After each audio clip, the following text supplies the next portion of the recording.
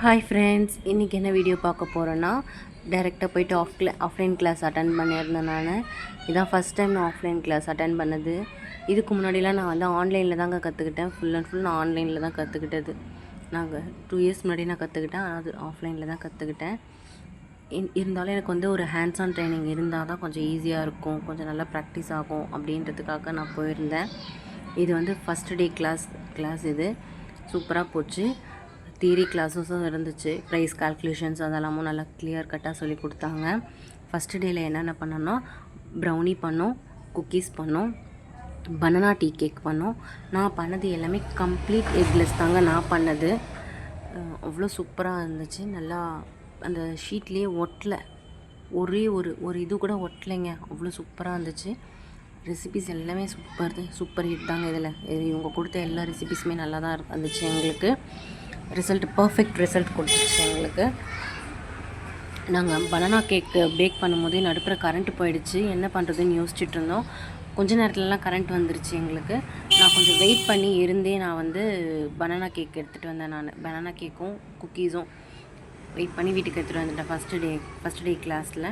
Second day கிளாஸில் தான் வந்து கப் கேக் இருந்துச்சு, ஸ்விஸ் ரோல் இருந்துச்சு, பர்த்டே ஸ்பாஞ்ச் கேக் மாதிரி பண்ணிவிட்டு ஐசிங் பண்ணுறதும் இருந்துச்சு எங்களுக்கு.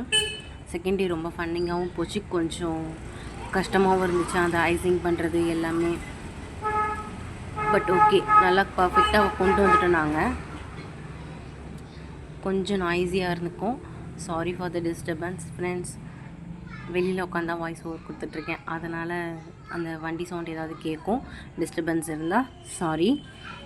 செகண்ட் டே இது வந்து கப் கேக்கான பேட்டர் நான் பண்ணிவிட்டு அந்த பைப்பிங் பேக்கில் ஊற்ற சொன்னாங்க. இது மேலே வச்சு பண்ணால் கொஞ்சம் ஈஸியாக இருக்கும். யூஸ்வலாக வந்து பார்த்திங்கன்னா நிறைய வீடியோஸ்லலாம் கூட நீங்கள் பார்த்துருப்பீங்க, டம்ளர் உள்ள லென்த்தான டம்ளரில் வச்சு தான் பண்ணுவாங்க.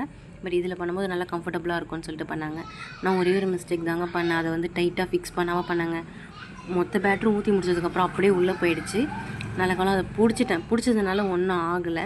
அதுக்கப்புறம் பேக் பண்ணி எடுத்துட்டேன். நான் ஃபைனலாக ஐசிங்லாம் பண்ணி முடிச்சதுக்கப்புறம் பேலன்ஸ் கொஞ்சம் க்ரீம் இருந்துச்சு. அதை நான் என்ன பண்ணேன்னா, ஒரு 3 கப் கேக்கில் வந்து நான் ஃப்ராஸ்டிங் மாதிரி பண்ணிட்டேன். அந்த கப் கேக் உள்ளே பார்த்திங்கன்னா, உள்ளே வந்து நான் வந்து ஃபில்லிங் வச்ச கப் கேக் மாதிரி பண்ணியிருந்தேன். செம்ம சூப்பராக வந்துச்சு. அந்த ஃபில்லிங் வச்ச கப் கேக்லாம் அவ்வளோ சூப்பராக இருந்துச்சு. அது ஃபேன்டாஸ்டிக்காக இருந்துச்சு. இது தாங்க நான் பண்ணது. நான் 3 தாங்க பண்ணேன். பேலன்ஸ் இருந்தது எனக்கு அவ்வளோதான் வந்துச்சு. அதனால் நான் 3 தான் பண்ணேன். மிச்சத்தில் வந்து நான் ப்ளெயின் கப் கேக்காகவே நான் எடுத்துகிட்டு வந்துட்டேன். இதுக்கு அடுத்த வீடியோவில் வச்சுருக்கேன் பாருங்கள். நான் வந்து கப் கேக்கை வந்து கட் பண்ணி காமிச்சிருப்பேன். அவ்வளோ நல்லா ஜூஸியாக ஃப்ளேவர்ஃபுல்லாக இருந்துச்சு. நான் பண்ணது பார்த்திங்கன்னா, என் பொண்ணு ரொம்ப ஸ்ட்ராபெரி கேக் தான், எப்போ பார்த்தாலும் அவள் ஸ்ட்ராபெரி தான் கேட்பாள். அதனால் நான் வந்து ஸ்ட்ராபெரி ஃபில்லிங் வச்சு தான் நான் எடுத்துகிட்டு வந்தேன். இதில் நல்லா ஜூஸியாக இருந்துச்சு இந்த கேக்கு. இது வந்து ஃபஸ்ட்டு டே கேக்கோடைய பிக்சரு. செகண்ட் டே பிக்சரும் அட்டாச் பண்ணியிருக்கேன், பாருங்கள்.